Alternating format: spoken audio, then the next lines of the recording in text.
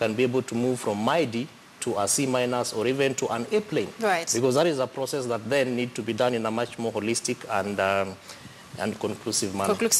But you know, the history of school fire tragedies dates back even way to 1991 when you had St. Kizito Mixed School, and that had 19 girls who perished in that fire. But Dr. Mukwana, just picking from where Kevin Osido has left off, we've seen a lot of reforms that have been done in the Ministry of Education. We saw the abolishment of the ranking of schools in examinations, and that the reason given was to reduce the pressure on the students, you know, in terms of performance, and a lot of other issues that are put together just to ensure that students are not as pressured, you know, as, you know, because that was termed initially as the cause of these school fires. But what more then, as a community, can we do? Thanks, Michelle. As always, thank you for hosting us.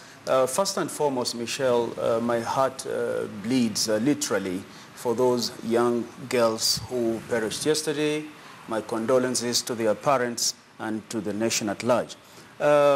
Michelle, to give credit where it is due, Dr. Matiang'i has done quite a bit in making sure that there is safety in schools. If you look at the Education Act of 2013, Basic Education Act of 2013, and the Basic Education Regulations of 2015, there is a comprehensive provision on how the schools ought to be run, how they ought to be managed, including the role of the Board of Management in schools.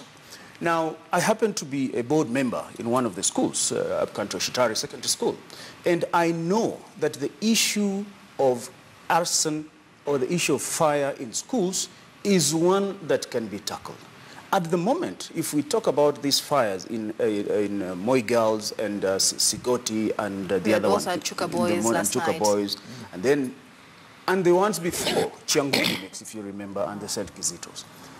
We can only presuppose that the fire was arson. But there are situations where the fire is accidental. The long and short of it is that there is a manual for safety guidelines in schools. I believe that the people who are going to investigate what happened in Moi Girls will begin from that point. Were the safety guidelines, were the safety manuals enforced?